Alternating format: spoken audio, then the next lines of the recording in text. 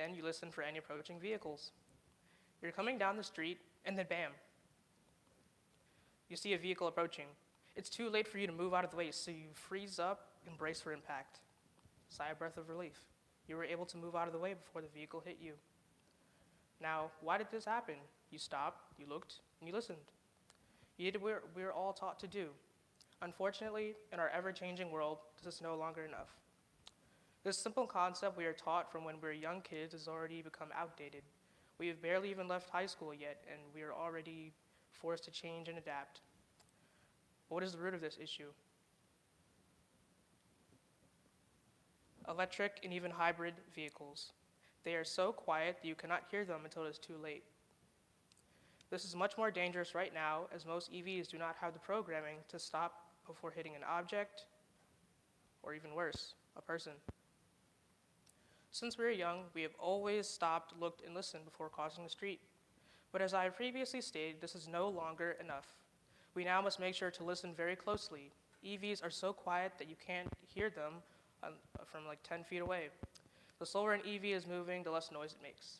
Most make little to no noise when driving under 25 miles per hour, as stated in an article by Traffic Safety Store.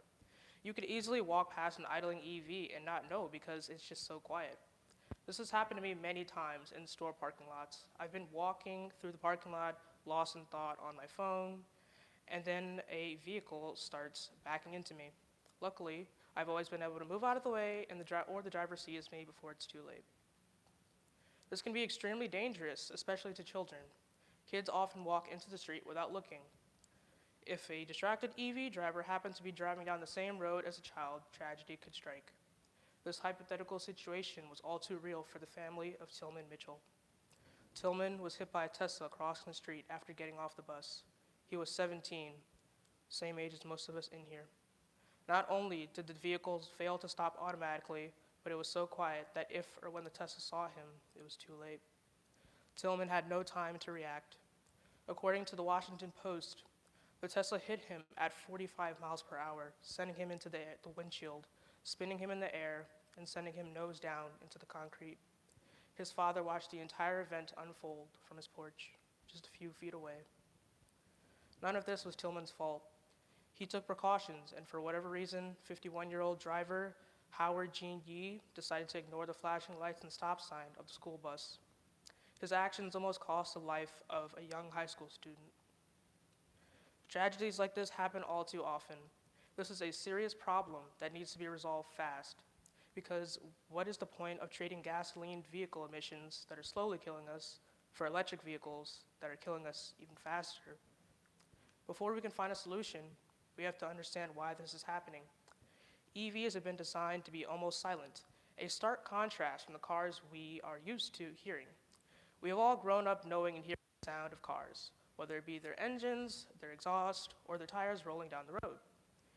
EVs don't have engines or exhaust, and their tires have been modified to be extremely quiet. As stated in a Mercury article, the new transport technology is clean, powerful, and quiet. So quiet, pedestrians may not hear it at low speeds.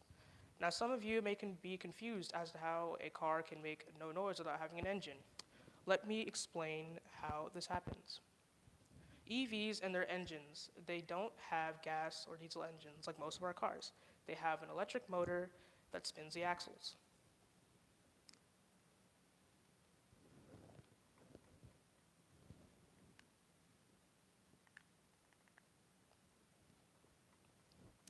Gas vehicles burn gasoline, which is injected into the engine, which causes an explosion, pushing the cylinders up, and which are connected to the flywheel, which turns the transmission and rotates your axles. This process happens every time you hear one beat of your engine. So when you see your RPM at 900, that means this process has happened 900 times. This process guarantees noise. As long as there's a gas engine, there will be some sort of sound or noise. EVs have completely thrown out gas engines and replaced them with electric motors. Through some general information I gathered from the Alternative Fuels Data Center, I was able to gain a general understanding of the internal workings of EVs. The motor is one of the only spinning parts aside from the drive axle. EVs have what looks like a bunch of batteries connected together. These batteries store electricity, which powers all the components and computers of the vehicle. In simpler terms, the reason EVs don't make noise is because there is no explosion happening in the engine, and meaning there is no air intake. As you can see, the problem isn't what's used to power the car, it's how much noise it makes. This problem has an easy solution. AVAS, or Acoustic Vehicle Alerting System.